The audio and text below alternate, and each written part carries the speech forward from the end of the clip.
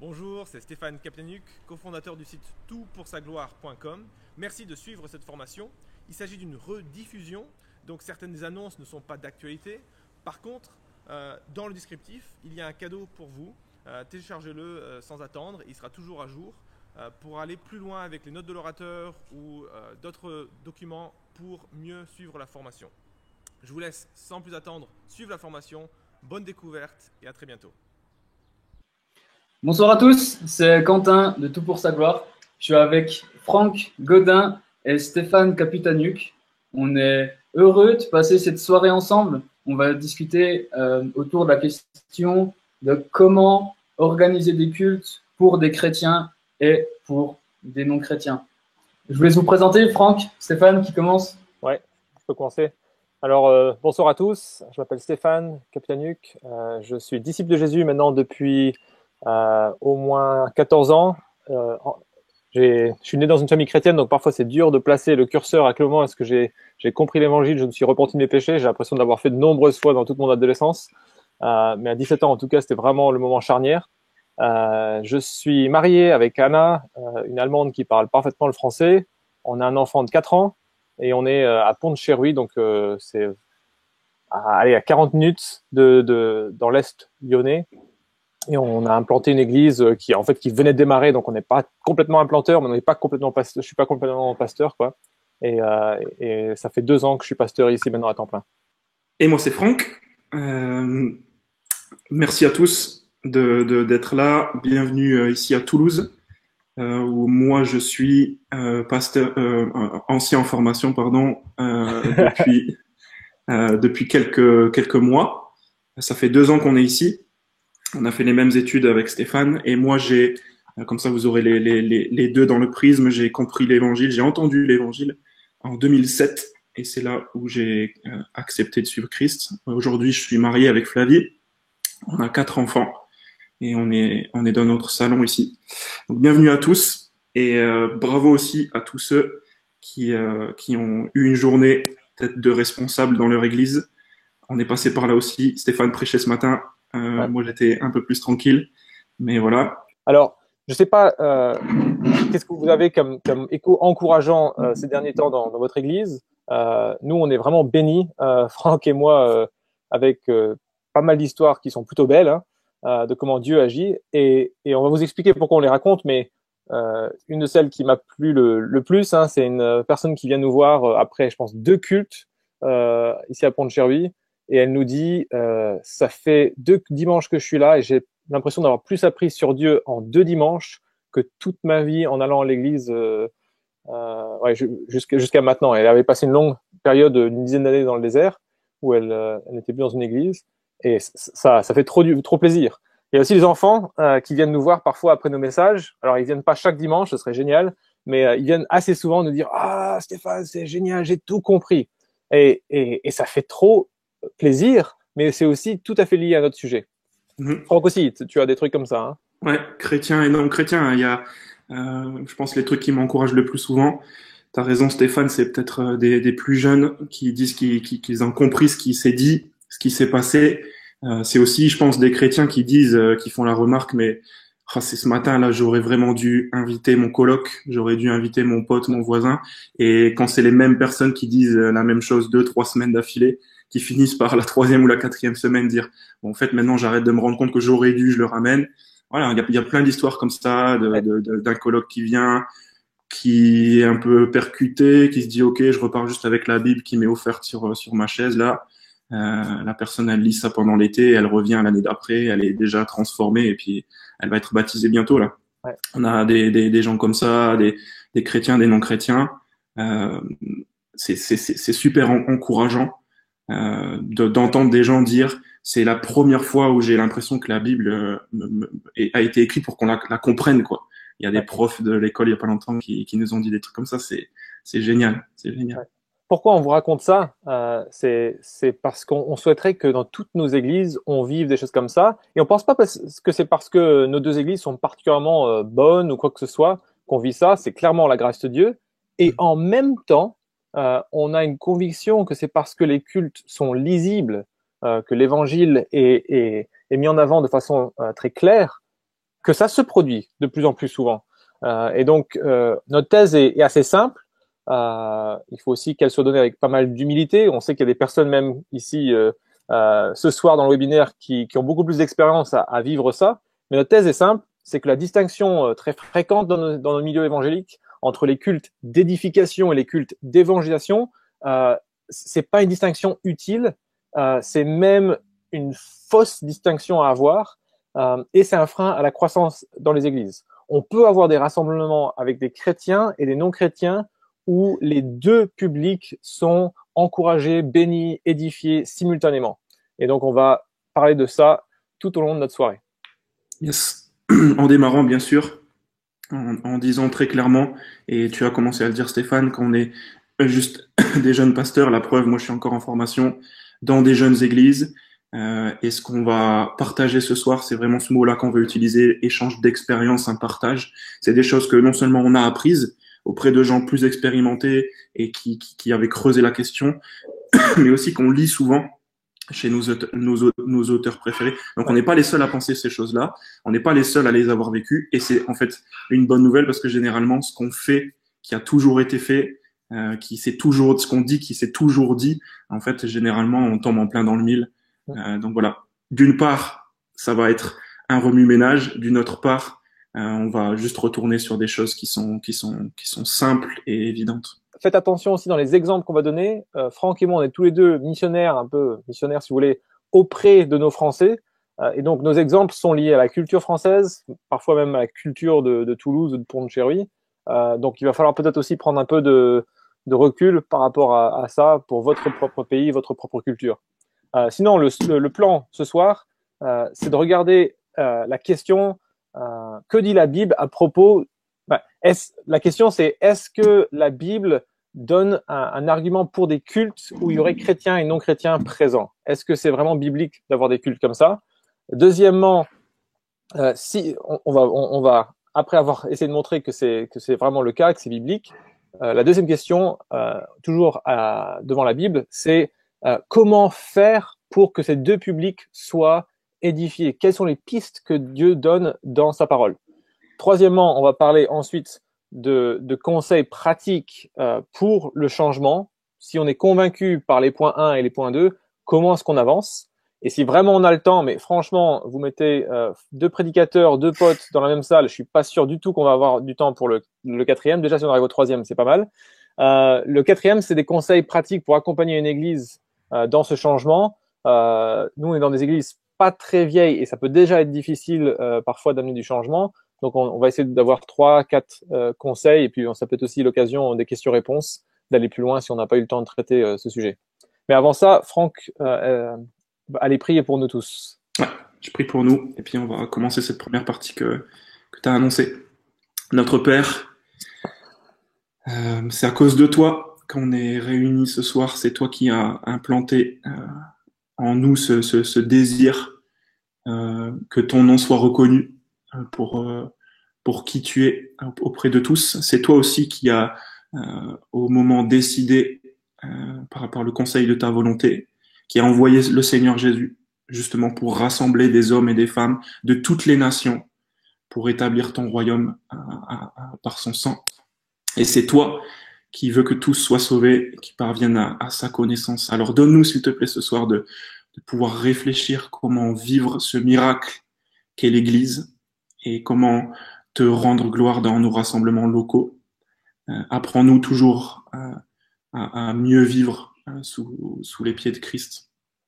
Permets-nous particulièrement, aussi avec Stéphane, que nos paroles communiquent une grâce, comme tu nous l'as demandé, et comme l'Évangile nous le permet, et que partout dans notre pays, et même dans le pays de ceux qui nous écoutent, il y ait des endroits où la bonne nouvelle de la vie, de la mort et de la résurrection de Christ soit annoncée, qu'il soit expliqué, qu'il soit appliqué, pour qu'on puisse mieux te connaître.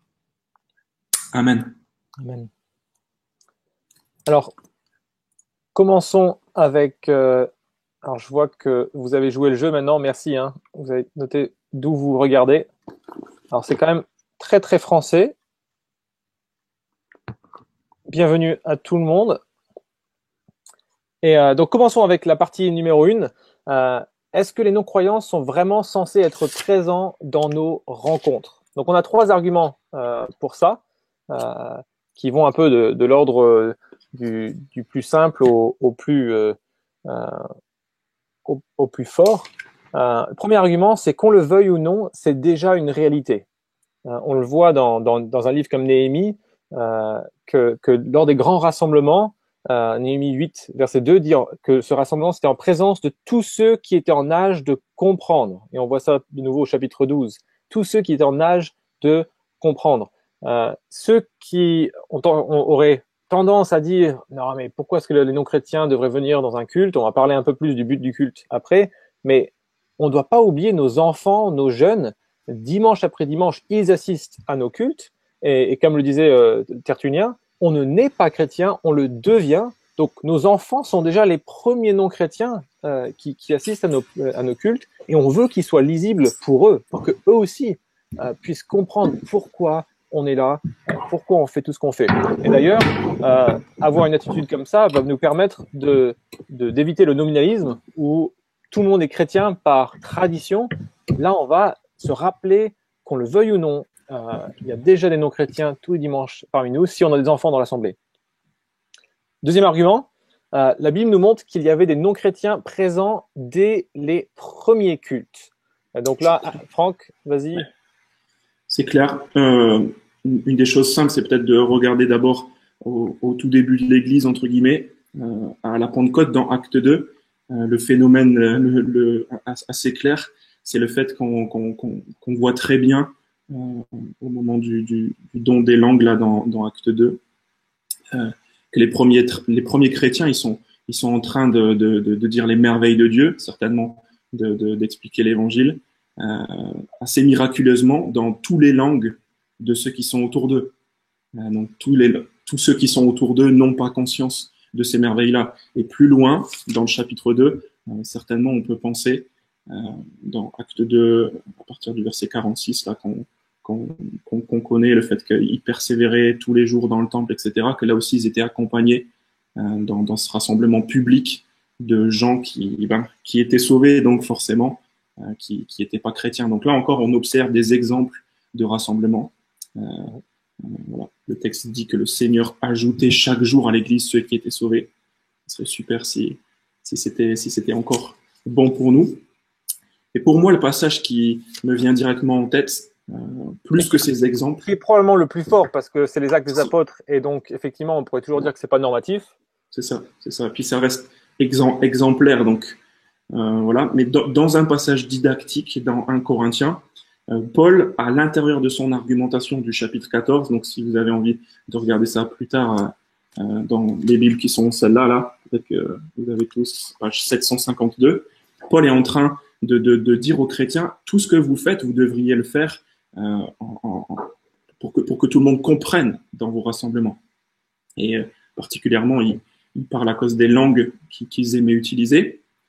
Et pour lui, c'est un acquis, d'après le verset 23, que les chrétiens reçoivent des non-chrétiens, des visiteurs. Il dit, si donc, alors que l'Église entière est rassemblée, tous parlent en langue, et qu'il entre de simples auditeurs ou des non-croyants, ne diront-ils pas que vous êtes fous?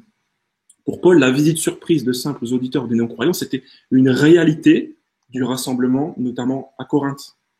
Et on voit avec le verset 25 que c'était pas juste cette idée, peut-être qu'ils vont visiter, mais en fait, il y a un but derrière. Il parle des secrets de leur cœur qui seraient dévoilés suite à ce qu'ils entendraient, et le fait même qu'ils tomberaient le visage contre terre pour adorer Dieu en déclarant que Dieu est réellement au milieu d'eux. Donc, on est censé s'attendre à ce qu'il y ait des non-croyants qui visitent, qui s'installent, mais aussi qui comprennent l'Évangile et qui tombent, ce serait génial, visage contre terre, et dire « Ah, mais c'est sûr, Dieu est ici. » C'est incroyable.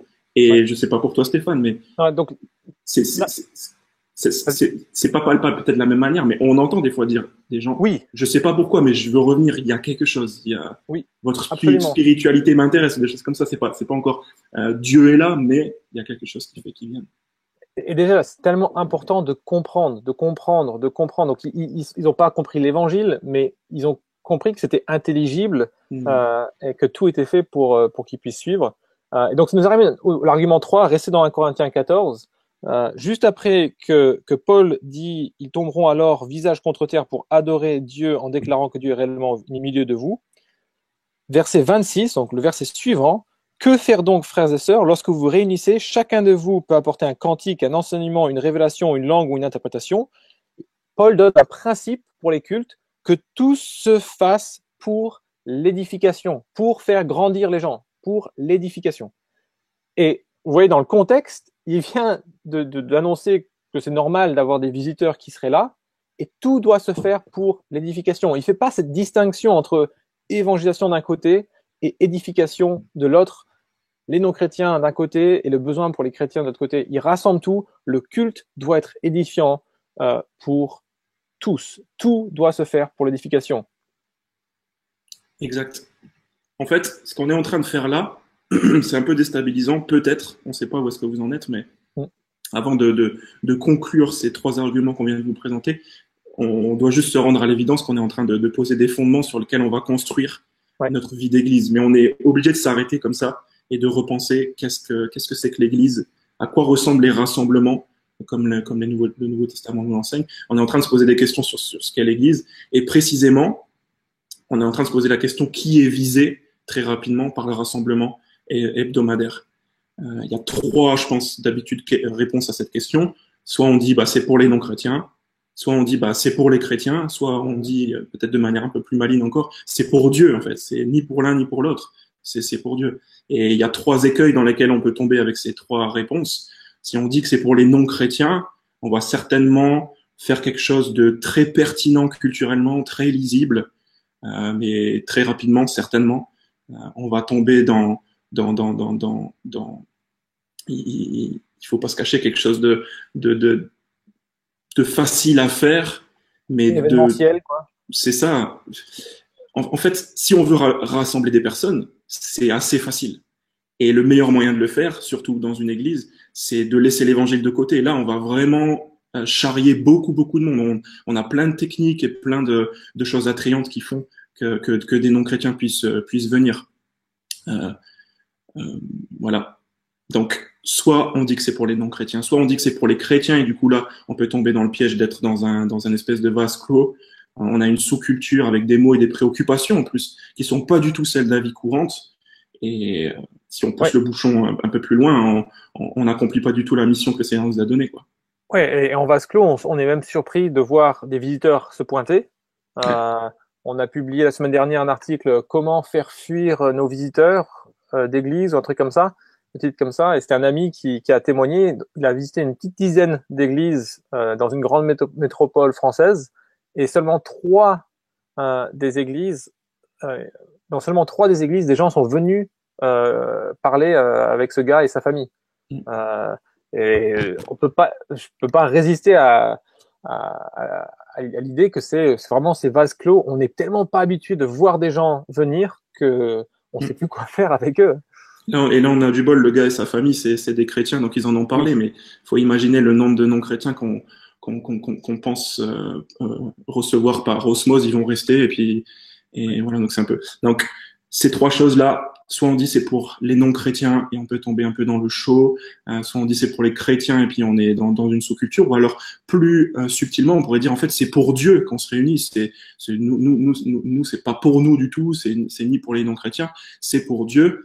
Et moi je pense que cette conception-là, elle est un peu collée à un peu une idée de l'ancienne alliance, du culte entre guillemets. On a discuté avec Stéphane pendant un moment. Est-ce qu'on va utiliser ce mot-là, culte? Moi je suis pas trop pour. Cette idée qu'on rejette quand on entend parler du catholicisme, on dit nous on fait pas de messe, on fait un culte. La différence entre une messe et un culte, c'est que la messe c'est refaire le sacrifice de Christ, et nous hors de question. Et en fait on remplace ça en disant nous on va plutôt offrir un sacrifice mais de louange. On va adorer Dieu et on va passer un moment dans sa présence, etc. Et en fait on oublie toute la conception du Nouveau Testament qu'on va voir tout à l'heure quand on va parler des chants du rassemblement, qui est vraiment, comme Stéphane disait, dans le but d'édifier les chrétiens et les non-chrétiens. Donc, voilà les 3 écueils. Et en fait, ce qu'on veut vous présenter ce soir, ça a le mérite de ne pas choisir entre ces 3 décisions. Les rassemblements dont on veut vous parler, c'est des rassemblements qui sont centrés sur Dieu, sans qu'on tombe dans l'inutilité de la croix. On est vraiment dans la nouvelle alliance. Et en fait, on va voir qu'ils bénéficient aux deux publics. Ils vont édifier les cœurs qui sont déjà et les cœurs qui sont pas encore informés par l'évangile. Ouais, merci. Donc, la question de base, c'était, est-ce biblique de parler de culte qui serait rempli de chrétiens et de non-chrétiens, ou des cultes où on aurait dans l'assistance à la fois des croyants et des non-croyants. Et on a vu que déjà, il faut pas oublier nos enfants. Ensuite, dans Acte 2 et puis dans 1 Corinthiens 14, on voit que la Bible s'attend à ce qu'il y ait des non-chrétiens, des visiteurs dans nos rassemblements. Et troisièmement, que le but de ces cultes, c'était l'édification de tous. Et donc, on peut vraiment difficilement esquiver le fait qu'on devrait réfléchir à nos cultes en prenant en compte les non-chrétiens. Et la solution, c'est que, comme dit Paul dans 1 Corinthiens 14, que les cultes édifient tout le monde. Alors, comment faire ça? Est-ce qu'il y a un dénominateur commun qui va bénéficier aux deux publics? On cherche quelque chose d'assez simple pour réunir tout le monde, quelque chose qui va édifier tout le corps de Christ, quelque chose qui sera pertinent pour les visiteurs, surtout pour leur salut, et qui rendra gloire à Dieu. Il nous semble que c'est la définition même de la bonne nouvelle de Jésus-Christ, qui glorifie Dieu, qui nous encourage, qui nous édifie, qui nous appelle à la repentance. On ne peut pas trouver mieux. Et d'ailleurs, on va voir que c'est ce que la Bible, c'est ce que Dieu nous demande de mettre au centre de nos cultes, au centre de notre vie. Et donc, on va prendre trois arguments, mais qui sont vraiment assez globaux, sur pourquoi est-ce que l'évangile, c'est ce qui devrait être au centre de nos cultes. Et ensuite, on va attaquer la partie pratique. Et il faut qu'on avance, Franck. On va attaquer la partie pratique sur comment est-ce qu'on fait ça pour mettre l'évangile ensuite au centre. Si on vous a convaincu que c'est ce que Dieu veut au centre de nos rassemblements, comment le faire? Donc, premier argument, le Nouveau Testament ne fait que développer l'évangile sans jamais passer à autre chose. Donc, si Dieu avait autre chose en tête, ça devrait apparaître dans le Nouveau Testament. Et si on regarde les épîtres, si on regarde les évangiles, si on regarde tous les textes, en fait, on a chaque fois des développements de l'évangile, mais à aucun moment est-ce que on passe à une doctrine plus élevée que la bonne nouvelle de Jésus. Donc, le Nouveau Testament, c'est 4 livres qui exposent la bonne nouvelle de Jésus, les actes qui racontent comment cet évangile se propage partout dans la région méditerranéenne, comment ça édifie les chrétiens, comment ils sont envoyés en mission pour implanter. Et ensuite, les épîtres rendent témoignage à l'évangile et les appliquent à des situations particulières. Et peu importe l'auteur qu'on prend, Paul, Pierre ou Jacques, ou d'ailleurs même l'épître aux Hébreux, chaque auteur, plus ou moins subtilement, va montrer les liens entre l'évangile et la vie chrétienne. Donc on n'a pas du tout l'évangile pour les chrétiens, pour les non-chrétiens d'un côté, c'est l'évangile qui les sauverait, et il nous faudrait autre chose pour grandir. La Bible, le Nouveau Testament présente l'évangile comme la solution à la fois pour sauver à un instant T quelqu'un et à la fois pour transformer cette personne tout au long de sa vie. Donc si on prend quelques textes ou plutôt quelques exemples, mais vraiment à vue d'avion, on a Pierre qui encourage les chrétiens persécutés en leur rappelant l'espérance, l'évangile qu'on a en Christ, et que ça vaut bien toutes les souffrances et toutes les privations. On a avec Paul 2 exemples flagrants qu'on peut regarder très très rapidement. Éphésiens, vraiment, il divise sa lettre aux Éphésiens en 2 moitiés. Une première moitié où il prêche, il annonce l'évangile glorieux. Et à partir d'Éphésiens 4, donc page 768 dans vos Bibles blanches, comme ça, chapitre 4, verset 1, il dit « Je vous encourage donc, moi, le prisonnier dans le Seigneur, à vous conduire d'une manière digne de l'appel que vous avez reçu. » Il y a un donc là qui fait le lien entre tous les 3 chapitres précédents et toutes les applications de l'évangile dans sa vie quotidienne. Et c'est pas les 3 premiers chapitres sont pour les non-chrétiens et le reste c'est pour les chrétiens. Non, c'est pour tout individu, tout être humain. Pareil, on a ça dans Romains 12, 1, si vous regardez, on a un donc très puissant. On a ça avec Jacques, qui considère que l'évangile produit des fruits dans nos vies, sans quoi notre foi est morte. Donc si on dit avoir la foi, mais on n'a pas les œuvres, notre foi est morte. Et puis, on pensait à Hébreux 5, où peut-être ça vous est venu aussi en tête, où l'auteur dit ça fait longtemps que vous êtes dans la foi et vous devriez être passé à la nourriture plus solide, vous êtes toujours au lait. On pourrait dire, oui, mais alors justement, est-ce qu'ils les encouragent pas à aller plus loin que l'évangile? Et non, si vous relisez dans le contexte, on a l'impression plutôt qu'il parle de choses qui manquent des compréhensions basiques des textes bibliques et des choses comme ça. Toute l'épître aux Hébreux, il est en train de se centrer sur comment Jésus est supérieur, l'évangile de Jésus est supérieur à tout ce que l'Ancienne Alliance pouvait offrir. Et c'est ça, cette nourriture solide. Donc, premier argument, le Nouveau Testament ne fait que développer l'évangile sans jamais passer à autre chose. Franck? Et clairement, je pense, on a parlé un peu de Romains, en tout cas tout à l'heure, et l'argument qui suit, c'est de dire que pour Paul, il a déjà montré plusieurs fois, non seulement, comme tu disais, tous les auteurs du Nouveau Testament l'ont montré, mais Paul l'a dit aussi clairement que l'évangile, c'est non seulement le début de la vie chrétienne, mais c'est aussi la fin et tout ce qu'il y a au milieu. En fait, ici, le pasteur principal il a l'habitude de dire l'évangile, en fait, c'est pas le b.a.-ba de la vie chrétienne, c'est le A à Z. Vraiment, on en vit. Non seulement on vient à la vie avec cet évangile, mais on en vit. Et c'est la conviction de l'apôtre Paul. Dans Romains chapitre 1, verset 16, il commence sa lettre en disant qu'il n'a pas honte de l'évangile parce que c'est la puissance de Dieu pour le salut de tous. Et il termine son épître au chapitre 16, dans les salutations, en disant à ceux qui l'ont lu que Dieu peut les affermir selon l'évangile qu'il annonce. Donc, non seulement on a pour le début de la vie chrétienne, mais aussi pour la conclusion, l'évangile sauve et il affermit par la prédication.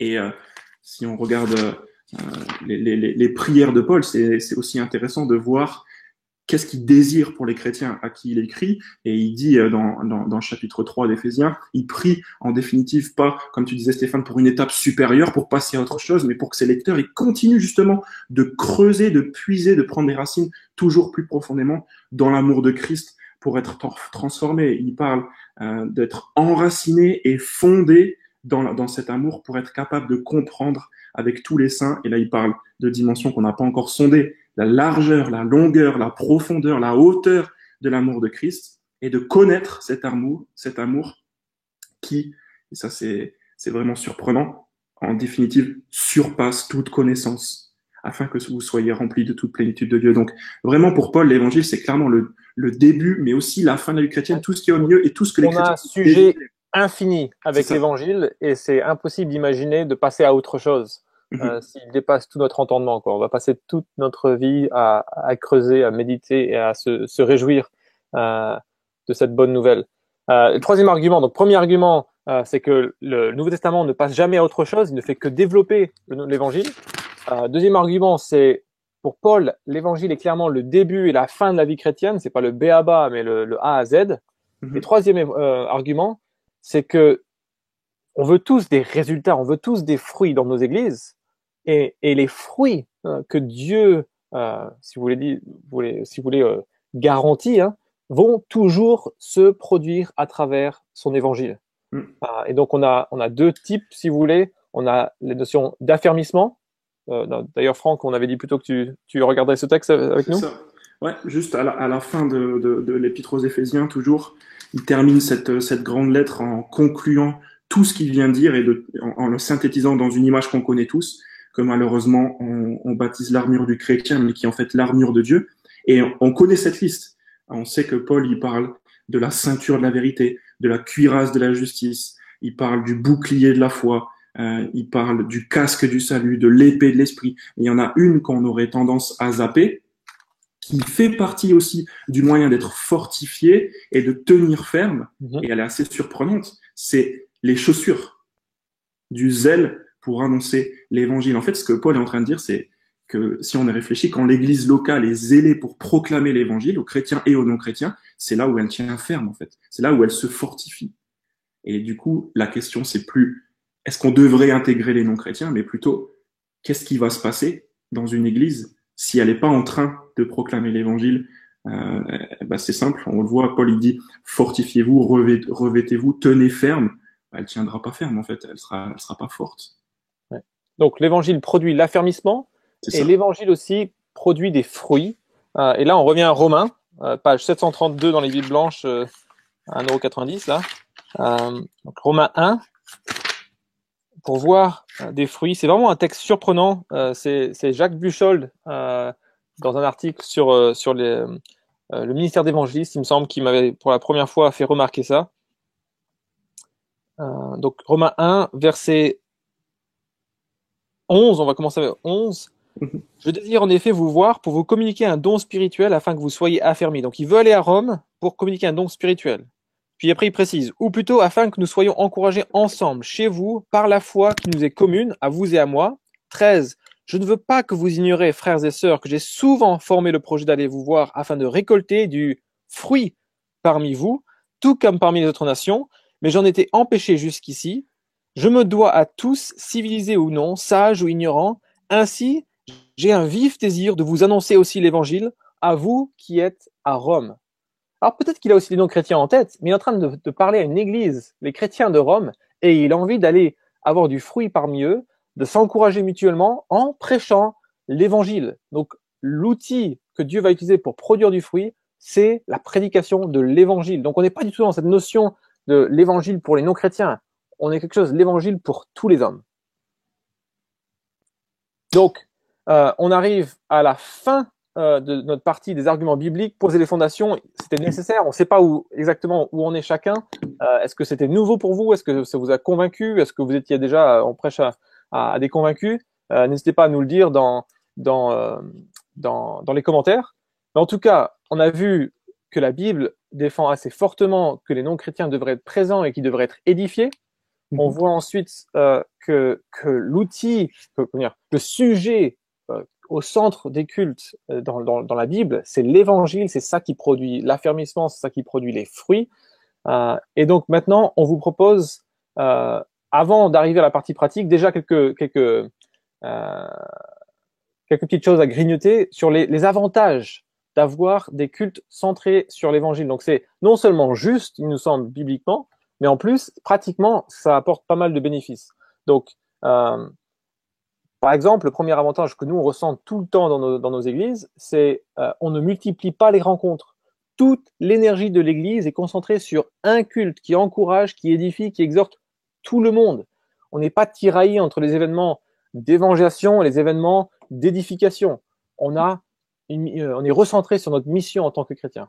C'est aussi super encourageant pour les membres de l'Église parce que quand on sépare les deux comme ça, peut-être il y en a qui sont passionnés par les questions théologiques et les autres qui sont passionnés par l'évangélisation et les conversions. Et du coup, on se sépare et on a, pour certains, pas conscience de ce qui est en train de se passer. On perd un peu la vision de notre mission. On voit on voit pas de conversion, on voit pas non plus de croissance dans la sainteté. Et donc, c'est un gros encouragement de relier les deux, de voir l'Église grandir en profondeur et en nombre.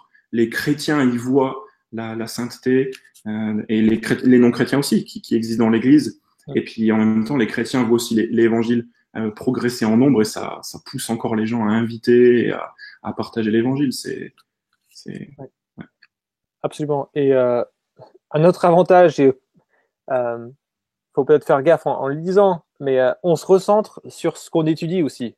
On étudie essentiellement l'évangile. Si on croit que c'est l'évangile doit être au centre, c'est l'essentiel de notre temps est passé à montrer comment l'évangile est présent dans tous les livres de la Bible, dans tous les passages de la Bible. Et ça nous permet aussi d'être beaucoup plus humble et de dire on n'est pas expert sur plein de choses. Quand quelqu'un a une difficulté, on peut montrer en quoi l'évangile de Jésus-Christ vient répondre à leurs besoins, vient répondre à leurs problèmes, sans forcément avoir lu tous les derniers livres sur leurs difficultés. Voyez, on peut vraiment se concentrer et devenir passionné de la bonne nouvelle de Jésus. Pour terminer, on va dire aussi que même si on peut pas savoir profondément être dans le secret des cœurs, au minimum, on doit se dire qu'il y a des gens parmi nous, peut-être qui pensent qu'ils sont chrétiens, qui disent qu'ils sont chrétiens, mais c'est peut-être pas le cas en fait. Et l'avantage qu'on a de mettre l'évangile comme ça au centre de notre rassemblement, c'est de toucher des fois des gens qui, peut-être même nous, on pense qu'ils sont chrétiens et qui viennent nous voir un jour et qui nous disent, en fait, j'avais jamais compris la repentance et je pensais que c'était un truc du début de la vie chrétienne et aujourd'hui je l'ai compris, j'ai l'impression d'avoir compris l'évangile, quoi. Donc, faut jamais se dire qu'il y a Il n'y a pas de non-chrétiens parmi nous. Vu que les gens sont là le dimanche, vu qu'ils sont venus, bah, c'est des chrétiens. Et donc ça, c'est aussi un gros avantage de cette vision. Ouais, c'est un énorme danger. Je ne sais pas si vous êtes convaincu, si vous avez vous-même fait le constat, mais si vous deviez aller dans un culte d'une église comme ça que vous ne connaissez pas, placez-vous dans la peau d'une personne en recherche qui se pose des questions, qui ne sait pas qui est Jésus, qu'est-ce qu'il faut croire, et demandez-vous, est-ce que la personne pourrait réaliser qu'elle a besoin qu'elle a besoin de se repentir et de croire en Jésus? Est-ce qu'elle entendrait ce qui est Jésus, ce qu'il a fait pour nous? Avec le temps, vraiment, toutes les églises, nous et tous les chrétiens, on se met à présupposer l'évangile, à le prendre pour argent comptant et on passe à autre chose, quoi. Bref, on va arriver aux pistes pratiques. On est encore plus ou moins dans les clous. Comment faire pour que l'évangile soit le centre de nos rencontres? Donc, on aurait des tas de pistes concrètes, de choses à se dire. On a essayé d'être aussi organisé que possible. Je pense qu'on rêve tous de voir des non-chrétiens, des visiteurs débarquer chaque semaine dans nos cultes. Je pense qu'en ce moment, à Pont et à Toulouse, on est hyper bénis par rapport à ça. Mais ce qu'il faut se dire, et je trouvais c'est vraiment sage de la part de Tim Keller, qui a écrit Une église centrée sur l'évangile, de nous rappeler ça. On doit créer des cultes centrés sur l'évangile avant d'avoir des non-chrétiens dans les cultes, avant d'avoir des visiteurs. Donc ne soyez pas découragés. Si vous dites, nous, on a une fois par an quelqu'un qu'on connaît pas, c'est quelque chose qui, si vous changez le culte et vous croyez que ça va quand même édifier, ça va quand même encourager les chrétiens présents, avec le temps, si vous faites tout pour aussi montrer que vous êtes conscient que des non-chrétiens pourraient être là, vos membres eux-mêmes vont commencer à inviter. Et il y aura tous les dimanches des personnes qui vont inviter leurs copains, collègues, etc. Donc, on a essayé de montrer 3 domaines de changement pratique. Notre cœur, commencer par nous-mêmes, vous allez comprendre ce qu'on veut dire par ça. Et puis ensuite, la question une question pour s'assurer, est-ce que tout ce qu'on fait est motivé par l'évangile? Et une deuxième question pour s'assurer, est-ce que tout ce qu'on fait prend en compte les non-chrétiens qui sont parmi nous? En gros, donc on va regarder notre cœur. Et puis 2 questions pour s'assurer qu'on est à la fois centré sur l'évangile et qu'on est à la fois clair. Franck? Ouais, c'est juste un peu peut-être surprenant et on pourrait penser orgueilleux de dire en fait le premier conseil qu'on donne, c'est de dire est-ce que vraiment l'évangile c'est notre passion et notre style de vie. Et en plus, d'après ce que Quentin disait, on est quasiment avec la moitié des auditeurs qui sont des pasteurs. Est-ce que ces gens-là ont l'évangile pour passion et c'est leur style de vie?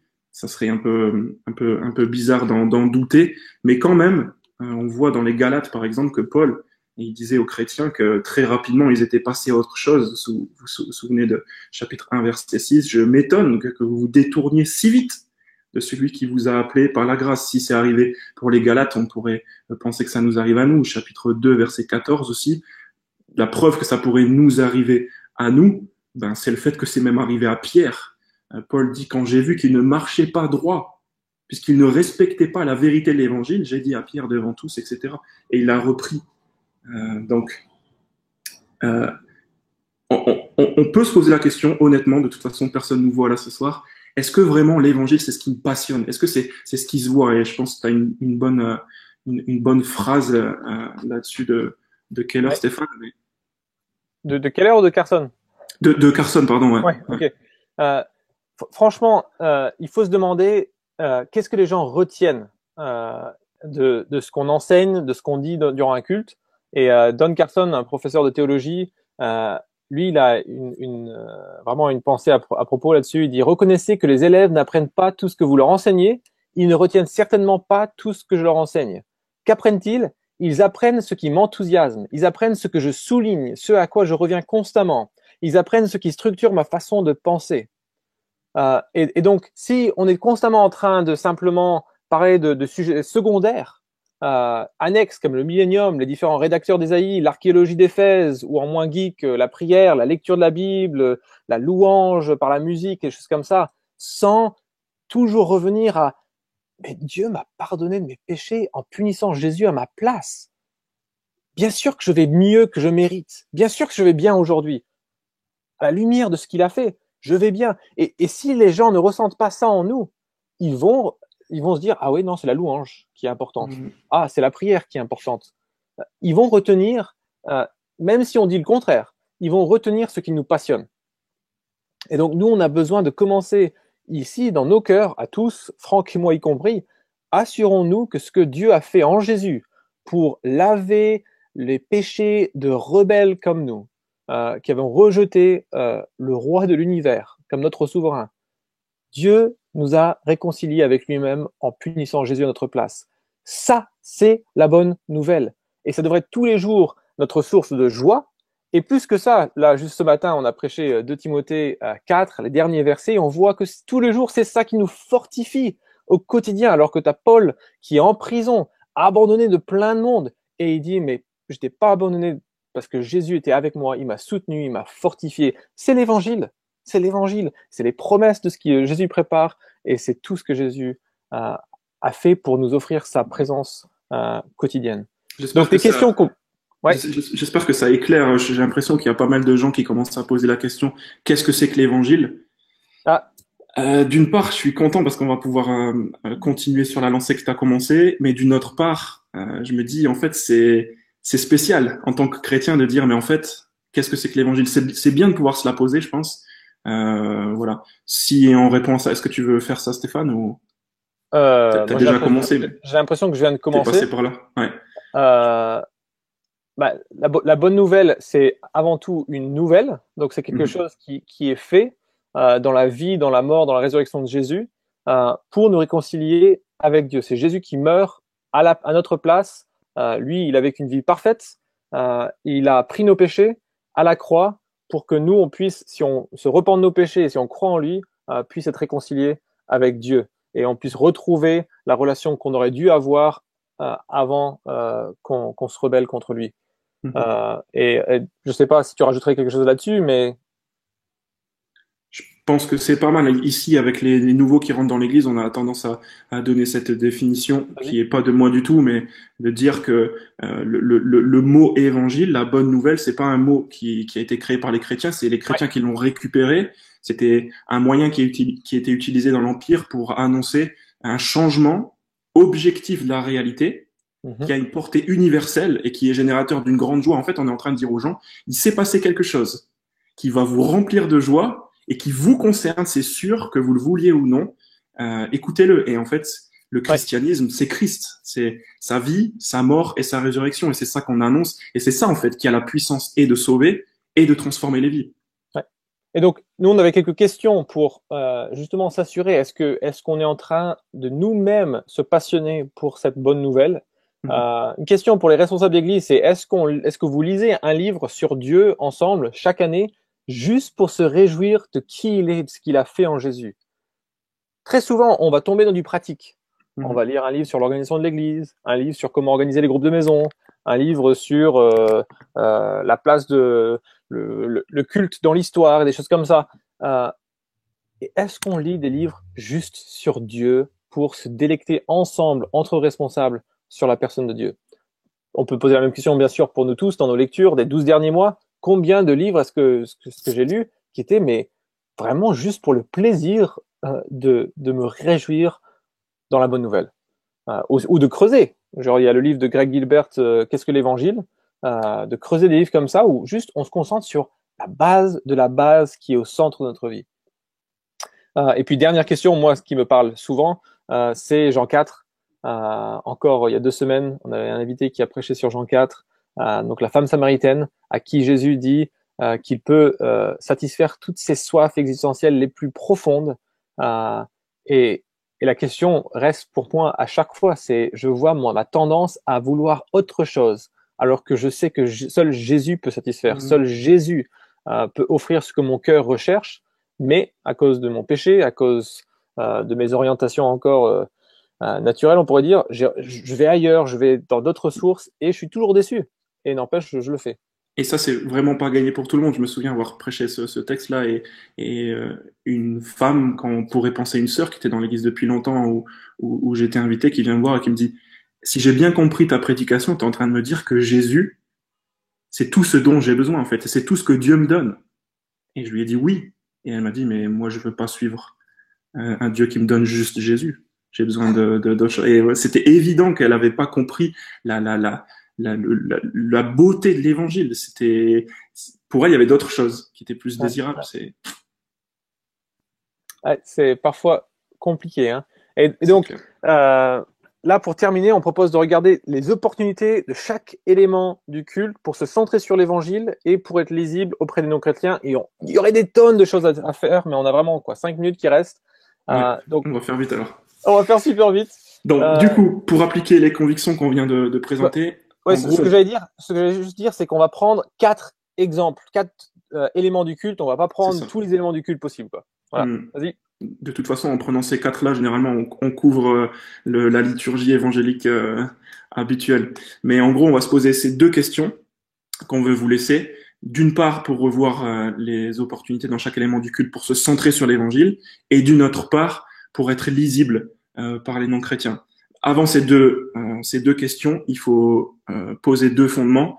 Concernant la lisibilité, il va falloir, mes amis, qu'on surmonte la peur de se répéter, hein, de dire des choses toutes les semaines ou de dire des choses plusieurs fois la même chose. C'est dans la nature de l'évangile, il faut qu'on le fasse. Il faut qu'on arrête ces trucs de vous le savez tous, ou alors comme d'habitude, ou comme j'ai entendu il y a pas longtemps, vous savez, cette semaine, c'est la semaine de la récolte pour les missionnaires, le truc est dans le fond, tac. Ça, quelqu'un qui vient, il peut pas comprendre. De l'autre côté, tout ça, c'est des signes. On est en train de dire haut et fort que l'église, c'est pour les habitués. C'est ça, exactement. Le culte, c'est pour les habitués. Ça, c'est concernant la lisibilité. Et on va vous donner une question qui permet de lutter contre ça. Au niveau de la centralité de l'évangile, là encore, il va falloir surmonter une peur. Cette peur-là, c'est de dire des choses simples. On a peur de dire des choses simples, mais je reparle de cette fille dont j'ai parlé tout à l'heure qui disait j'avais pas compris la repentance. Si on n'avait pas parlé de la repentance, elle aurait jamais compris l'évangile. Donc, ne pas avoir peur de se répéter, ne pas avoir peur de dire des choses simples. Et donc, les questions qu'on vous laisse pour la centralité de l'évangile et pour la lisibilité, en commençant par la centralité de l'évangile, parce que c'est ça qui va faire que tout le monde sera édifié. Première question, c'est pourquoi est-ce qu'on fait cet élément du culte? En quoi est-ce que l'évangile nous donne envie de le faire? Et on peut commencer peut-être, Stéphane, avec la prédication, par exemple. Ouais. Pourquoi est-ce qu'on fait ça? Pourquoi est-ce qu'on prêche? Et ce qu'on a oublié de mentionner, hein, c'est que si on est centré sur l'évangile, ça aura tendance à clarifier plein de choses. Mm-hmm. Parce que si on met ça en avant et on explique chaque fois pourquoi on fait ça, semaine après semaine, on dit le pourquoi, ça va être plus clair. Donc c'est pour ça qu'on commence avec ça, et ensuite il y aura d'autres petits éléments qui peuvent aussi être plus lisibles, mais qui sont moins importants par rapport à la centralité de l'évangile. C'est clair. Donc la prédication, c'est ce que tu as dit par rapport au mot évangile, hein. C'est quelque chose qui doit s'annoncer, qui doit se proclamer sur les toits. On est impatient de raconter à nos amis quand on attend un enfant, quand on a réussi un concours, etc. L'évangile est la plus grande nouvelle de tous les temps, et donc elle est digne, elle mérite d'être proclamée par les meilleurs proclamateurs de tous les temps, et partout, en toute occasion. C'est bien pour ça que Paul dit à Timothée avec des mots très forts: je t'adjure devant Dieu, dans 2 Timothée 4, je t'adjure devant Dieu et devant le Christ Jésus qui doit juger les vivants et les morts, et au nom de son avènement et de son royaume, prêche la parole. C'est une grande nouvelle et elle doit être prêchée. Et donc, des questions qu'on peut se poser, c'est pourquoi on fait ça? Parce qu'elle est digne d'être prêchée. On peut aussi se demander, est-ce que c'est possible? Chaque dimanche, si un visiteur devait débarquer, est-ce qu'il comprendrait qu'il est pécheur, mais que Jésus a vécu la vie parfaite que tout homme devrait vivre pour plaire à un Dieu saint? Est-ce qu'il comprendrait ça? Qu'il est pécheur et qu'il n'a pas vécu la vie qu'il devrait vivre, mais que Jésus l'a vécu à sa place et nous offre sa vie parfaite. Est-ce qu'il entendrait ça? Et est-ce qu'on communique aussi par nos gestes, par nos paroles, l'importance de ce moment de la prédication? Est-ce que c'est un moment désinvolte? Est-ce que c'est un moment qui est pas très centré sur la Bible? Ou est-ce qu'on s'attend à ce que Dieu nous dise ce qu'il a fait pour nous? Les chants, Franck? Ouais, les chants, pourquoi est-ce qu'on fait ça? C'est vraiment peut-être effrayant ou déstabilisant de se poser cette question, mais il faut qu'on ait une assurance. Et au plus on a d'assurance quand on présente ce moment où on va chanter, au mieux c'est. Pourquoi est-ce qu'on chante? Moi, je regarde par exemple dans Éphésiens chapitre 5, Paul il dit, dites-vous des psaumes. Et le plus important là, en fait, c'est dites-vous des psaumes, des hymnes, des cantiques spirituels, chantez et célébrez de tout votre cœur les louanges du Seigneur. On a les deux éléments qu'il nous faut. Pourquoi est-ce qu'on chante? En quoi est-ce que l'Évangile nous donne envie de chanter? Numéro un, Dieu, c'est ces louanges, les louanges du Seigneur qui nous donnent envie de chanter. Et numéro deux, en fait, on veut édifier les autres. On veut se dire les uns les autres les louanges du Seigneur. Ces deux motivations-là, moi, je les utilise souvent en disant, on se chante les uns aux autres et on chante ce que Dieu a fait. On chante pas pour offrir quelque chose à Dieu ou pour, mais on chante ce qu'il a fait, on raconte ce qu'il a fait. Un peu comme c'est le cas dans la prédication. On peut enchaîner avec les annonces aussi, si tu veux. Ça c'est vraiment pour moi le moment où on arrête d'être centré sur l'évangile. Moi, j'ai vraiment tendance à tomber hors des clous. Et moi, j'ai vraiment l'impression d'avoir appris juste durant la répète, comme tu disais. Hein, oui, parce que c'est pas du tout réfléchi comment on pourrait centrer les annonces sur l'évangile. Donc, c'est moi, clair. C'est la classe. De toute façon, il y a un article qui est dispo sur The Gospel Coalition qui capte bien le truc. Il dit en gros, voilà, on a des pièges qui sont devant nous. Soit on pense que les annonces c'est faire le show et on va annoncer des trucs genre ouais venez dans 2 mois on va faire ça va être génial, ça va être géant et puis on fait une petite mise en scène et tout trop bien avec une vidéo. Ou alors on fait un peu l'annonce business, allez-y achetez, réservez, procurez-vous, c'est moins cher. On fait du business comme ça. Ou alors on fait l'info complètement sans émotion. Voilà le truc la semaine. Comme c'était la semaine dernière, de toute façon, il y a eu la réunion de prière la semaine dernière, il y a encore la réunion de prière cette semaine. On tombe là-dedans et on perd vraiment le centre de la question qu'on voudrait se poser. Pourquoi est-ce qu'on fait ça? Pourquoi est-ce qu'on devrait participer à ce truc-là? Et en quoi est-ce que l'Évangile nous donne envie de le faire? Donc, ce que ce gars fait, par exemple, il décrit la situation. Tu te souviens de cet exemple, Steph, mais ouais. Il montre ce qui est en jeu sur la base de l'évangile. Donc, il parle, par exemple, d'un rassemblement avec des enfants, et il dit, en fait, les enfants, ils sont perdus. Et en fait, il appelle à l'action sur la base de l'évangile en disant, si on s'inscrit là-dedans, on est en train de leur prêcher l'évangile. C'est génial, c'est une bonne nouvelle pour nous aussi. Et au lieu de dire les inscriptions pour ça va démarrer, réservé, c'est pas cher, il dit, le meilleur moyen de voir si quelqu'un aime Jésus, c'est d'observer ce qu'il fait avec son argent, c'est voilà le prochain week-end d'église, aborder ce thème, etc. quoi. Ouais. Et puis bon, on pourrait faire ça avec tous les thèmes. La question c'est pourquoi on fait ça? En quoi est-ce que on fait ça à cause de la grâce de Dieu manifestée en Jésus? En quoi l'Évangile nous donne envie de faire ça? Et le 4e sujet, hein, dans la plupart des cultes, on célèbre la Sainte Seine. Et certes, la raison, c'est Jésus nous demande de le faire, mais c'est aussi un rappel visuel et physique de la bonne nouvelle. Et d'ailleurs, on en a peu comme ça. Hein. Là, on a vraiment un truc visuel et physique. Et donc, au lieu de juste l'utiliser pour s'examiner et en faire le moment le plus étrange de tout le rassemblement, c'est le moment rêvé pour annoncer la mort du Seigneur jusqu'à ce qu'il vienne. 1 Corinthiens 11, 26. Donc, c'est un grand moment dans le culte et on peut vraiment en profiter si on a la pédagogie pour expliquer à qui la scène est destinée et pourquoi on la prend et puis faire gaffe avec toutes les mauvaises conceptions. J'avais écrit un article là-dessus sur qu'est-ce que ça veut dire prendre indignement la Sainte Seine. Très très souvent on lit juste ce verset-là et on regarde pas le chapitre entier pour voir qu'est-ce que Paul avait en tête.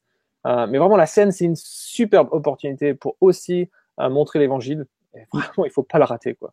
Donc, première question, pour se centrer sur l'évangile, pourquoi est-ce qu'on fait ça? Tout simplement. Ouais.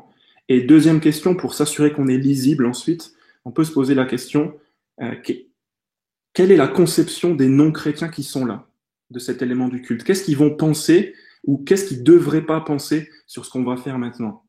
Je sais pas si on reprend un peu les points qu'on vient de prendre, Steph, mais... Bon, ouais, rapidement, et puis on est dans le délai, là. Okay. Donc, si on prend la prédication, alors, il y aurait trop de choses à dire sur la prédication. On pourrait parler de la perception qu'a une culture de la prédication, la perception que les gens peuvent avoir dans chaque prédique. Il y a toujours plusieurs points qui pourraient être plus difficiles. Par exemple, juste ce matin, j'ai parlé de Jésus qui soutient et qui fortifie Paul et qu'il est toujours présent, Matthieu 28, qu'il est là avec nous tous les jours jusqu'à la fin du monde, des choses comme ça. Bon, j'ai cru bon peut-être de mentionner, Jésus n'est pas l'ami imaginaire, par exemple. Parce que ça peut sembler juste être une méthode de se dire, ouais, Jésus est avec moi, Jésus est avec moi. Non, il est historiquement venu dans le monde, il a laissé des traces, il y a des témoins, genre c'est pas l'ami imaginaire. Bon, est-ce que c'était un des trucs sur lesquels aurait tiqué un visiteur? Je sais pas. Mais il faut essayer de se mettre à leur place et en fait, toujours s'imaginer qu'il y a des non-chrétiens qui écoutent, quoi. Et en tant que prédicateur, ça commence dans nos bureaux en train de rédiger, et même avant de rédiger, de réfléchir à qu'est-ce que ce texte il est en train de bouleverser dans notre culture, s'imaginer de discuter avec notre voisin de la vérité qu'on vient de trouver dans ce texte. Moi, je trouve que c'est vraiment important de s'adresser aux non-chrétiens dans la salle et pas seulement eux en leur disant je sais que vous êtes là ou convertissez-vous, mais à leurs préoccupations. Je trouve ça vraiment difficile. Qu'est-ce qui serait le plus choquant? Montrer qu'on a entendu. Alors là, Tim Keller, il est extraordinaire là-dessus. Hein. On a un article aussi comment Tim Keller prêche avec les non-chrétiens en tête sur TPSG. Mais vraiment, il montre qu'il les a entendus, qu'il sait qu'ils sont là, et ensuite il vient montrer comment l'évangile est quand même ce qu'ils recherchent, même s'ils sont gênés par un aspect du texte. Mais sinon, l'autre aspect que je voulais surtout qu'on rate pas, c'est que la plupart des prédications chrétiennes beaucoup des prédications chrétiennes sont actuellement, si tu devais regarder comment on fait, très difficiles à suivre pour un visiteur, pour quelqu'un qui connaît pas la Bible. Très souvent, le prédicateur choisit un thème qu'il souhaite aborder, il va assembler plusieurs textes bibliques pour développer ce thème, il va parcourir souvent des dizaines de versets en 30 à 40 minutes dans une dizaine de livres de la Bible. Et donc on avance. Nous, dans notre implantation, et je sais que vous avez fait pareil, on est quand même de plus en plus nombreux à choisir de faire ça comme ça. On prend un livre biblique à la fois et on découpe ce livre en morceaux. On a fait Marc en 25 messages, on a fait 2 Timothée en 7 messages, et on avance section par section. Et on a vraiment des visiteurs qui nous disent « Mais c'est génial !» Déjà, ceux qui suivent savent de dimanche en dimanche la progression de la pensée de Dieu dans ce livre. Et en plus, ils sont pas paumés à essayer de chercher tous les références, machin. On dit, on va à telle page, on ouvre la page et on passe tout le message dans cette page avec parfois 1 ou 2 références ailleurs. Mais c'est très rare. Donc la prédication, vraiment, elle peut devenir un moment où on s'ancre dans un texte de la parole et on regarde ce que Dieu dit ici à propos de l'évangile, au lieu de perdre nos visiteurs et leur montrer, vraiment, t'es pas au niveau, vraiment, tu peux pas suivre, quoi. Ouais, concrètement, je sais à peu près comment tu fais, Stéphane, parce que j'ai tendance à t'écouter et qu'on a les mêmes convictions, mais ça donne des choses comme moi la semaine dernière, j'ai commencé en chopant les non-chrétiens, et en fait les chrétiens ils ont suivi derrière parce qu'ils ont les mêmes préoccupations, en posant la question est-ce que vous aimeriez pas savoir ce qu'il y a au paradis? Là tu sais que c'est bon, tout le monde t'écoute et c'est parti. Tu peux montrer ce que le texte dit sur le sujet, ou alors dans 2 semaines, je pense que j'utiliserai quelque chose comme vu qu'on souffre, est-ce que vraiment Dieu existe? Là, c'est vraiment le truc qu'on te jette tout le temps au visage. Boum, c'est parti. Non seulement le gars se dit en fait, il sait ce que je pense, mais en plus, il a envie de savoir ce qu'il y a derrière. Donc là, on est en plein dedans. Donc là, on parle de la prédication. Comment est-ce qu'on peut être plus lisible? On a fait le petit tips tout à l'heure aussi d'utiliser une Bible qui est disponible, de parler de la page. En fait, les gens, ils sont vraiment illettrés bibliquement parlant. Ceux qui nous rejoignent, ils n'ont aucune conscience qu'il y a des chapitres. Les chrétiens. Ouais, c'est ça. Même le fait qu'il y ait plusieurs livres dans la Bible, c'est trop bizarre pour eux. Et ça, c'est des choses qu'on doit répéter, expliquer. Voilà, c'est juste, et ça encourage les gens à inviter. Pour les chants, c'est exactement la même chose. Ceux qui sont parmi nous, qui choisissent les chants, c'est une grande responsabilité. Quel contenu est-ce qu'on a dans les chants? Qu'est-ce qu'on fait chanter aux gens qui viennent, qui débarquent, qui n'ont aucune connaissance de qui est Jésus? C'est vraiment quelque chose où on doit se remettre en question. Les chants guerriers qui mettent les visiteurs mal à l'aise, les chants qui sont super centrés sur nous-mêmes et sur notre adoration envers Dieu. Je dis tout à l'heure que on est censé se chanter les louanges de Dieu. C'est mieux et plus édifiant de chanter ce que Dieu a fait plutôt que tout le temps, je dis pas qu'il n'y a pas la place pour ça, mais tout le temps des choses qui nous concernent nous et ce qu'on ferait pour Dieu. En fait, on est en train de lancer le message cet endroit, c'est un endroit où on fait des choses pour Dieu. Et pas, c'est un endroit où on est en train de parler de la grâce de ce que Dieu a fait pour nous en Christ. Ouais. Et c'est là où vraiment on revient au culte comme un moyen de grâce. J'en profite pour faire la petite pub pour l'article de hier sur mon blog. Hein. T'en auras fait au moins 5 ou 6, je pense, là, dans la soirée. Ah, c'est la première pour mon blog. Le reste, c'était TPSG de manière globale. Mais le culte est un moyen de grâce. C'est un moyen où on vient de nouveau se rappeler combien Dieu a été bon envers nous en crucifiant son Fils à notre place, combien il est bon envers nous de tous les jours nous traiter avec l'amour qu'il donnait à Jésus. On l'a maintenant. Et c'est ça. On a besoin de ça. On n'a pas besoin de plus que ça. Et donc vraiment, le culte est un moyen de grâce. Et mettre l'évangile au centre, c'est un moyen de revenir à ce moyen de grâce, à cette discipline spirituelle, si vous voulez un mot un peu plus discipliné. Ouais. Non, merci en tout cas, merci Franck, merci Stéphane. Ouais. Je mets à Ouais, donc vraiment, je le recommande pour tout chrétien. C'est à fond dans le sujet de ce soir, hein, sur comment vivre avec une centralité sur la grâce qui est offerte en Jésus. Et puis, en recommandation, je vous lis celle d'Étienne Lermenot, donc président du CNEF. Il dit Dieu vous aime autant qu'il aime Jésus. Vous rendez-vous compte? Avec les talents de prédicateur et la sagesse pastorale qu'on lui connaît, Bryan Chapell fait dans ce nouveau livre le tour d'une notion biblique dont on ne saurait exagérer l'importance, la grâce infinie de Dieu. Il y a du Éphésiens 3 là derrière. Ça, c'est mon commentaire. Il insiste avec raison sur l'alchimie du cœur, créée par les vérités de la grâce, une alchimie qui déplace le centre et les forces de nos objectifs de vie. Et il fait briller la grâce de Dieu de tous ses feux, même en abordant la question de l'enfer. Donc, Étienne Lermenot, toujours, qui dit « à lire et à faire lire ». Donc, voilà le livre, à lire et à faire lire. Si tout le monde est là, on veut d'abord vous remercier. C'est super, il y a pas mal de retours encourageants. Il y a des amis notamment qui sont là. On vous salue. Il y a aussi des questions qui sont assez pertinentes. On va commencer peut-être, moi je vais commencer avec quelque chose dont je suis responsable. J'ai pas été très clair sur le texte dans Éphésiens apparemment. Éphésiens chapitre 6. En gros, mon idée, c'était de dire que Paul, il termine sa lettre en disant aux chrétiens, oui, c'est vrai, c'était une bonne remarque. En fait, si vous utilisez cette armure de Dieu, vous allez tenir ferme. Et un des éléments de cette armure de Dieu, c'est l'annonce de l'évangile. Donc, l'argument reste valable de dire, en fait, on a vraiment besoin d'annoncer l'évangile, que l'évangile soit au centre de notre rassemblement pour être une église locale ferme. Ensuite, on a une autre personne qui nous a posé une question à laquelle on avait pensé.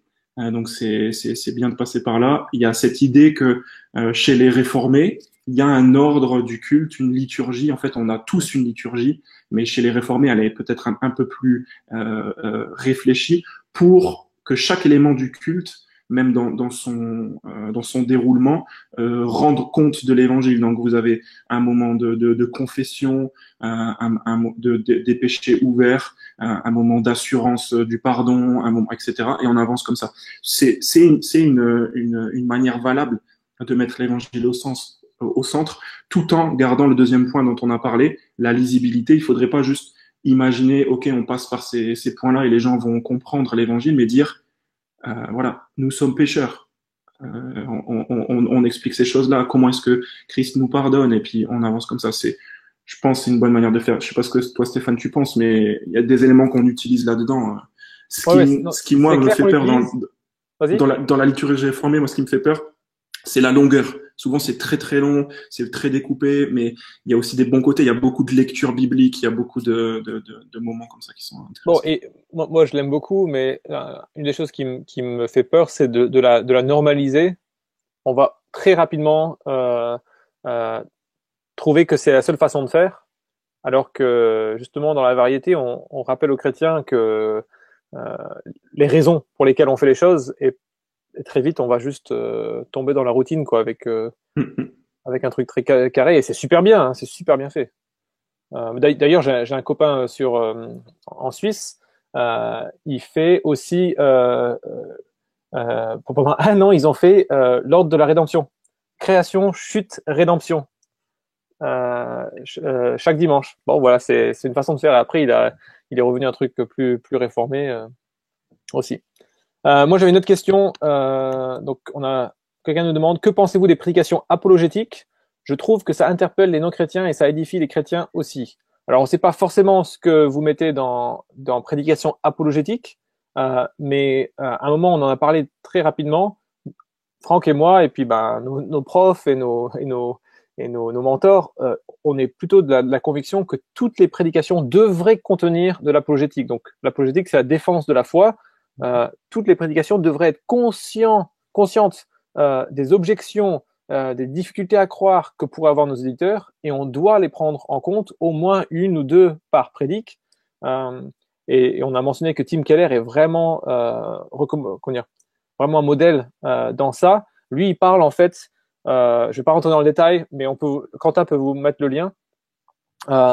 Il parle d'identifier l'objection principale et d'identifier une doctrine, par contre, que les non-chrétiens croient malgré eux, quoi. Donc, il parle de doctrine A et de doctrine B, et il faut utiliser la doctrine A pour venir montrer qu'au final, ils doivent quand même croire à un Dieu, par exemple, qui envoie les gens en enfer parce qu'ils croient en la justice, ou des choses comme ça.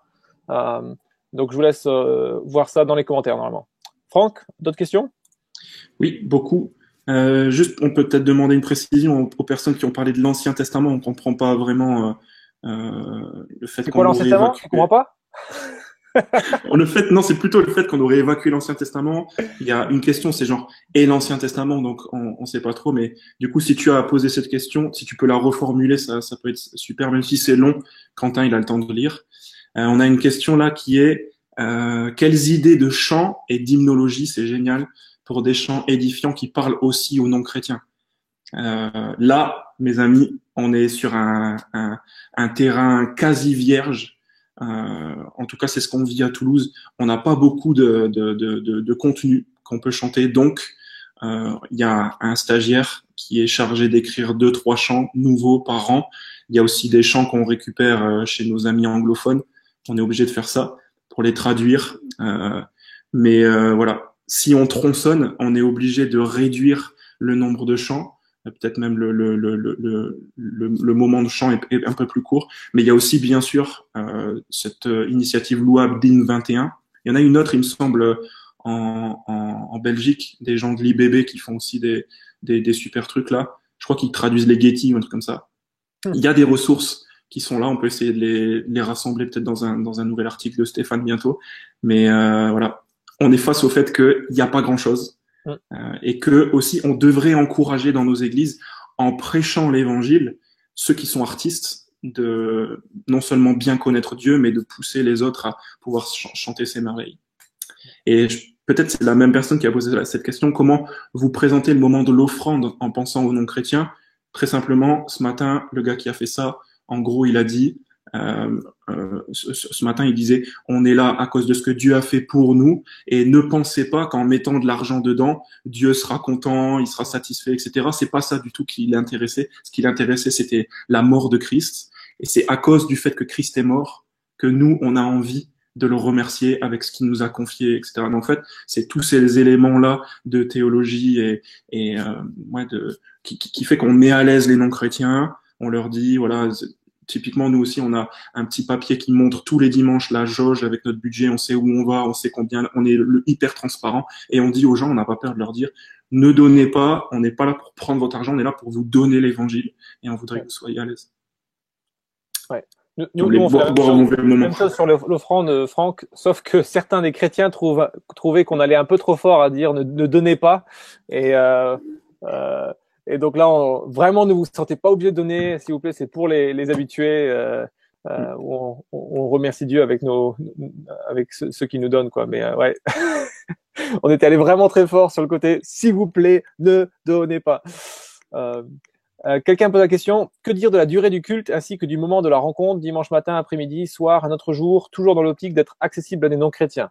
Alors, il y a certains de mes amis qui croient dans le principe régulateur et donc qui seraient convaincus que le culte doit être le dimanche. Personnellement, ça me va très bien n'importe quel jour de la semaine. En plus, ouais. Selon le public, je serais complètement pour, par exemple, les artistes qui doivent bosser le week-end et tout ça, qu'on ait un culte spécial pour eux, des choses comme ça, aucun problème. Mais je pense, en tout cas, je sais pas si tu as d'autres pistes, Franck, mais moi, j'aurais pas une réponse du tout.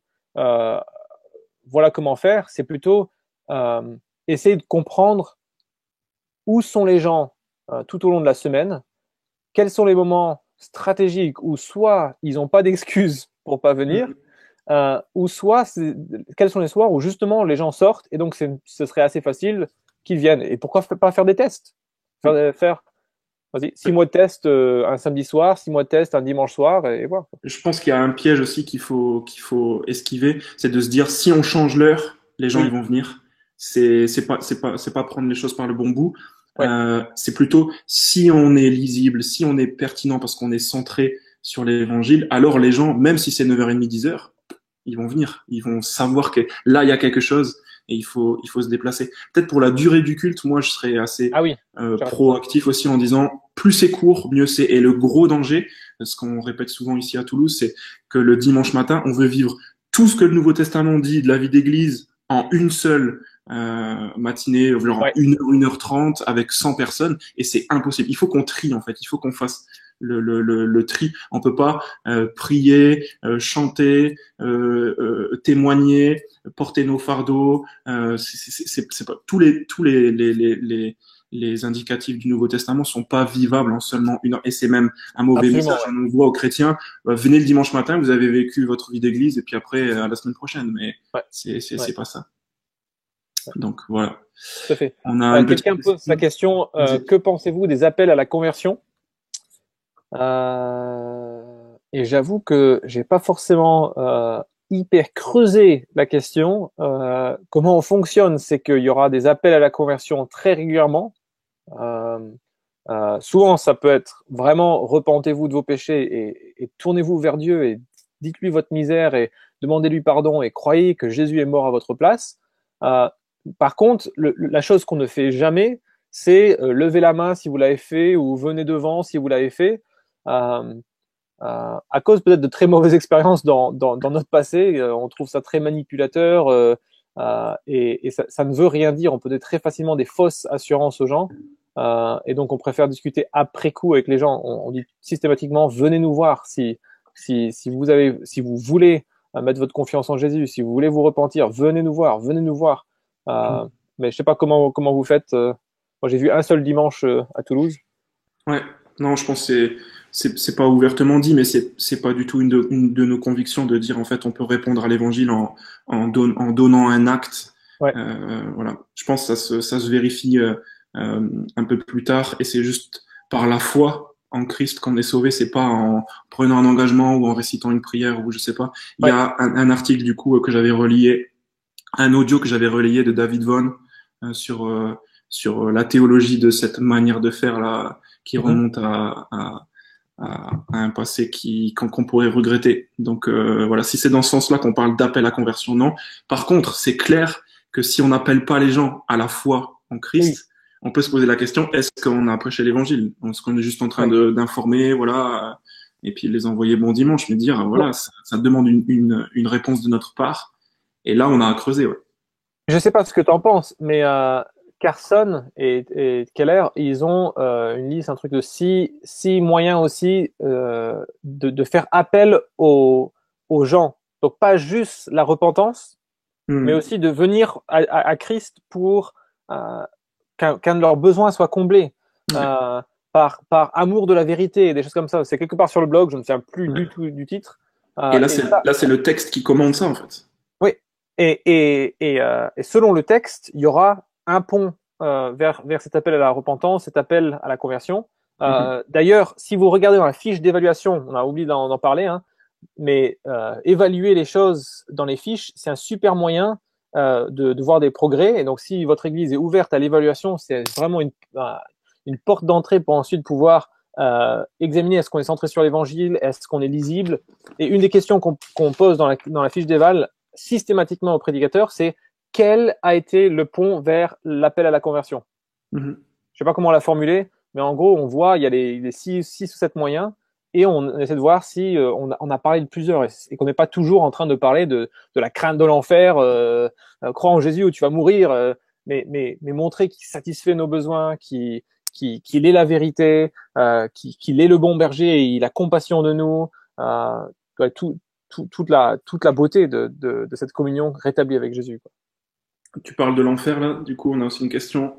Ah Comment bon? aborder les sujets délicats et Ah souvent oui. mal pris par les non-chrétiens, mais qui ont besoin d'être abordés pour que les membres chrétiens soient au point sur la théologie de l'Église. En fait, c'est vrai que une des motivations pour séparer édification des chrétiens et évangélisation des non-chrétiens, c'est il y a des sujets sur lesquels on peut pas trop, voilà, tout ce qui touche à l'enfer, au féminisme, etc. C'est un peu chaud. En fait, je pense que en se posant cette question, qu'est-ce qu'un non-chrétien va penser de tel sujet? Déjà, ça nous aide à déminer les choses. Et deuxième question aussi que je me pose assez souvent, c'est qu'est-ce que c'est que la bonne nouvelle en fait dans ce texte?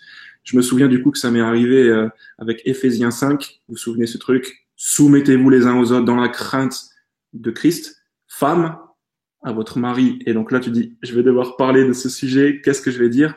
Et très naturellement, devant Dieu, j'ai pu me rendre compte qu'en fait, l'envie que même les non-chrétiens ils ont, c'est de vivre une relation où on n'est pas centré sur nous-mêmes, en fait. Et c'est un piège dans lequel on tombe tout le temps. Et Paul est en train de dire, l'évangile, il transforme ça. Comment il fait? Il donne aux épouses de pouvoir se soumettre. Ça, c'est impossible à faire. Ça, on n'en a même pas envie. Et c'est la preuve, justement, que c'est contre nature.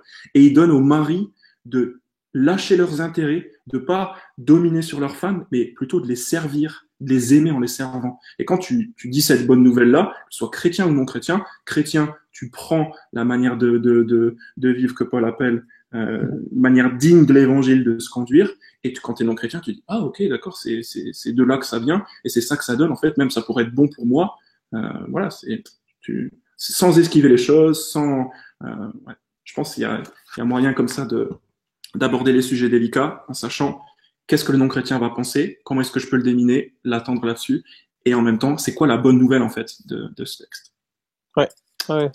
Et c'est souvent compliqué au cas par cas de trouver, pour ça, chaque sujet sensible, il faut essayer de réfléchir en quoi c'est quand même une bonne nouvelle pour notre monde, en quoi c'est une bonne nouvelle pour tous les êtres humains. Et nous, on oublie que Dieu est infiniment sage, et que l'état originel était meilleur que l'état dans lequel nous sommes actuellement, même si on chérit tellement notre liberté, notre pseudo-liberté, tout ça, quoi. D'autres questions? Quelle traduction de la Bible conseillez-vous? Pas mal. Alors, je sais que tous les deux, on a comme Bible dans les pupitres, dans les chaises, sur les chaises, tout ça, la Bible blanche, là, à 1,90 €. Pour des raisons de budget, bien sûr. Voilà, nous c'est pour des raisons de budget, parce que on aime vraiment pas. Moi j'aime vraiment pas le fait qu'elle est basée sur des manuscrits majoritaires. Ouais. Et donc il y a quand même énormément de différences, des variantes textuelles par rapport à toutes les autres traductions françaises. Donc c'est vraiment, je comprends pas ce qu'ils ont fait pour choisir ça, quoi. C'est vraiment bizarre comme choix textuel. Mais c'est à 1,90 €, donc on le prend quand même. Et ça permet à tout le monde qui n'a pas de Bible, on dit si vous n'avez pas de Bible, on vous en donne une. Prenez celle-là avec vous, rentrez à la maison avec. Et puis les gens peuvent suivre avec les numéros de page. On a tous la même traduction, la même version, les mêmes numéros de page. Voilà. Je pense qu'on fait tous les deux la même chose, quoi. Je pense que c'est surtout la lisibilité là qui est en jeu. C'est qu'est-ce qui est accessible, facile à utiliser, voilà. qui est pas encombrant, qui. Voilà, et elle est jolie. Elle est jolie. Ouais. Franchement, le design, ils l'ont pas raté. Il n'y a pas de montagne, il n'y a pas de. Tout va bien. Ouais. Épuré, tout va bien. Bah, merci à Franck, merci à Stéphane. La soirée touche à sa fin. Merci à vous. C'était un plaisir d'être avec vous. Et puis à très bientôt. Yes. Tout bon pour moi aussi. Merci de nous avoir écoutés, merci de nous avoir suivis. Voilà, merci à vous. Bonne soirée, à bientôt et que Dieu vous bénisse. Ciao, ciao.